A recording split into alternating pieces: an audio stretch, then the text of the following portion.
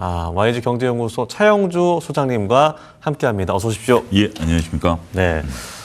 양 시장 모두 매도 사이드카가 발동이 됐고 불안하다 싶었습니다. 결국 10거래일 만에 서킷 브레이커가 발동이 됐는데요. 올해만 벌써 8번째입니다. 그러니까 이번 주에는 뭐 남은 이벤트들, 빅테크 기업들의 실적 발표 그리고 FOMC 등 주목할 만한 이벤트들이 있어서 변곡점이 될 것이다라는 이야기가 있었습니다. 언제쯤 반등하는 모습을 보여줄 것인지 하락세를 모르고 있네요. 시장 어떻게 봐야 될까요? 예, 이제 뭐 돌발 변수가 하나 나타났다라고 말씀드릴 수 있겠습니다. 일단 뭐 좀 창신 메모리가 어제 이제 급등했던 모습. 네. 지금 이제 중국장이 이제 개장을 했습니다만 하락세로 전환했어요. 네. 이런 것들이 조금 지금 이제 우리가 서킷이 끝나고 나면 시장이 좀 반등세를 나타낼 수 있는 부분들이 아니겠나. 근데 저는 이것 때문에 빠졌느냐? 그 때문에 빠졌으면 어제는 왜 안 빠졌을까요? 그러게요. 그러니까요. 그게 이제 우리가 이제 이유를 한번 분석을 해보자라는 겁니다. 네. 뭐 여러 이유가 있긴 하겠습니다만 창신 메모리 때문에 창신 메모리가 100%다라고 말씀드리자 하는 것입니다. 물론 창신 메모리가 중요하긴 하죠. 근데 이제 480%가 올라가다 보니까 야 이렇게 그 창신 메모리가 좋은 주식이었어라고 볼 수 있긴 하겠습니다만 중국은 상장되고 나서 열흘 동안 상한가 폭 제한이 없답니다. 네. 그러니까 이제 그렇게 올라갔었던 것들이죠. 우리 같은 경우도 이제 상장 당일날 이제 상한가 폭이 나름대로 좀 프리하게 벌려 있는 건데 중국은 이제 그런 부분들이 있다 보니까 아무래도 첫날 이렇게 많은 자금들이 몰리면서 급등했었던 부분들이겠죠. 근데 이거보다 더 큰 문제점은 중국이 노광 장비를 개발했다는 DUV를 개발했다. EUV보다는 조금 아랫단에 있는 것으로 알려지고 있는 장비인데요. 네. 중국이 지금 현재 미국이 아무리 그 규제를 한다 하더라도 노광 장비를 이제 못 들어가게 한 면이 있습니다만 이런 것들을 극복해냈다라는 것이 시장에서 이제 불안감을 증폭시킨 것이 아니겠나 싶습니다. 여기에 이제 또 그 하이닉스의 ADR 가격이 공모가를 하회했다라는 뉴스. 그 다음에 이제 미국 시장에 있어서 빅테크 기업들이 순환 출자로 통해서 일단 자금을 조달해서 투자를 하는 것에 대한 우려감 이런 것들이 일단 심리적으로 공포감을 좀 자아내고 있는 것이 아니겠나 싶습니다. 물론 뭐 다른 것들은 그러면 다른 이유 때문에 빠지는 거 아니겠습니까라고 하는 건데 지금 이제 투심이 이제 많이 불안하다 보니까 네. 우리가 이제 6,500선이 깨지면서 지수 120일 이동 평균선을 하회해 버렸죠. 그러면서 여러 가지 수급적인 불안감, 이제 신용 리스크도 건드려 버렸죠. 이런 것들 때문에 신용 리스크를 건드리면서 시장에 있어서 많은 종목들이 불안감을 좀 나타내고 또 이제 우리가 시장에서 좀 봐야 될 건 공매도가 살아있다라는 겁니다. 네. 이제 과거 우리 사례에서 좀 다뤘던 점들은 아무래도 이것을 역이용하려는 투자자분들도 계시죠. 뭐 공매도가 긍정적이냐 부정적이냐 그 얘기를 하려는 것은 아닙니다. 그래도 공매도를 하시는 분들도 투자자이기 때문에 공매도를 통해서 시장을 또 배팅을 하시는 분들도 있죠. 이런 부분들이 이제 맞물리면서 또 단위 종목 레버리지 ETF라든지 이런 것들에 대한 청산 이런 것들이 또 맞물리는 거죠. 시장이 일단은 뭐 혼돈이 휩싸인 거죠. 또 해프닝이 하나 있었죠. SK하이닉스가 오늘 두 주를 가지고 하한가를 시간에서 만들어버렸죠. 저희가 이제 봤는데 정확히 8시에 딱 문을 드니까 하한가더라고요. 네. 근데 거래량 보니까 딱 두 주더라고요. 그런 것들인데 그런 것들이 심리적으로 화들짝 놀라게 만들어버린 그 내용들을 안 보셨다라면 그런 것들이 이제 나오면서 오늘은 좀 불안정한 모습들이 계속해서 지금 보이고 있는 것이 아니겠나 그렇게 말씀드리겠습니다. 네, 알겠습니다. 그러면 오늘 장시장을 관통하는 직격 이슈 3가지 만나보시고 계속해서 소장님 말씀 들어보도록 하겠습니다. 네, 앞서 언급해드린 창신 메모리 테크놀로지 어제 IPO 상장을 했습니다. 많은 관심을 받고 있고 우리 시장에 그대로 충격으로 다가오고 있는데요. 대응 전략 알아보도록 하겠습니다. 로봇주 굉장히 뜨거웠습니다. 하지만 오늘 레인보우 로보틱스 등 로봇주도 시장이 전반적으로 좋지 않기 때문에 많이 하락하고 있는데요. 로봇주 계속해서 봐도 되는 것인지 알아보도록 하죠. 제약바이오 본격 투심 유입 조건. 오늘 대부분 종목이 하락합니다만 삼성바이오로직스, 셀트리온 등 최근에 실적이 좋게 나왔던 종목들이 버텨주고 있는 시장입니다. 제약바이오주 앞으로의 실적이 발표될 기대주는 무엇인지도 알아보도록 하겠습니다. 네, 저희가 창신 메모리 테크놀로지가 어떤 기업인지 조금 더 세부적으로 파악을 해봐야 우리가 정말 위기감을 가져야 되는 것인지를 알 수 있을 것 같은데요. 일단 어제 상장을 해서 공모가 대비해서 500% 이상 상승을 했고 시가총액이 단숨에 1위로 뛰어올랐습니다. 3조 6천억 위안, 우리 돈으로 780조가 되는데 그렇게 보면은 이제 삼성전자 대비해서 시가총액은 절반입니다만 지난해 매출로 따지면은 거의 25분의 1밖에 안 되는 기업이다. 그리고 최근에 시장 점유율이 삼성전자가 38% 정도 된다면 창신은 8% 정도밖에 되지 않는다. 그런데 이제 위협을 느낄 만한 기업인 건가요? 최근에 성장세가 가파르기 때문에 우리가 그렇게 느끼는 걸까요? 아무래도 그렇죠. 우리가 이제 지금 당장은 아니긴 하겠습니다만 이제 창신 메모리가 이렇게 글로벌 시장에서 어깨를 견줄 정도로 네. 중국 시장에서 이제 성장을 했다라는 거. 그다음에 이제 이런 반도체 회사들이 중국에는 또 많습니다.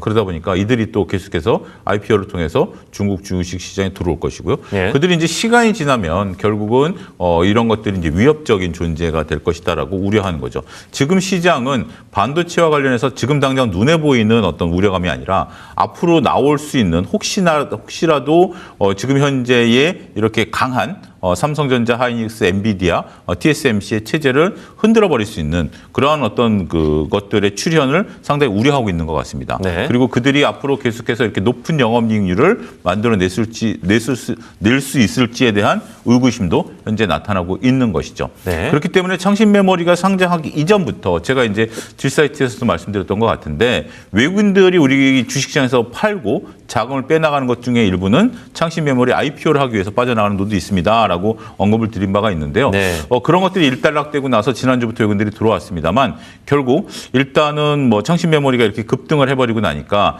시장에 있어서 좀 불안감들을 나타내는 거죠. 언젠가는 이들이 과잉 공급을 만들어낼 것이다라는 점에 있어서는 우려해야 될 바는 맞아요. 근데 지금 당장 이것을 우리가 이렇게 화들짝 놀라야 될까요? 라는 측면에서 놓고 보면 저는 조금 조심스럽습니다. 일단은 앞으로 잠재적으로 제가 이제 삼성전자나 하이닉스에 대해서도 어느 정도 일정 레벨이 되면 매도를 고민해 보시라고 말씀드렸던 이유 중에 하나가 삼성전자 하이닉스는 영원히 가는 주식이다. 삼성전자 하이닉스는 자식에 물려줘야 되는 주식이다라고 보시는 분들도 있습니다만 저는 거기엔 동의하지 않거든요. 왜냐하면 이렇게 중국 반도체라든지 다양한 글로벌 빅테크 기업들의 과잉 투자에 대한 논란도 나타날 것이 보이기 때문에 그렇게 말씀드리지만 일단 단기적으로는 지금 우려감이 좀 너무 과한 것이 아니겠나. 저는 그렇게 말씀드리도록 하겠습니다. 아무래도 이제 여러 가지 우려 중에 하나가 바로 최근에 디램 가격이 상승하면서 애플이 너무나 대놓고 이제 창신 메모리를 좀 밀어주는 양상이 보여져서 그런 것 같은데요.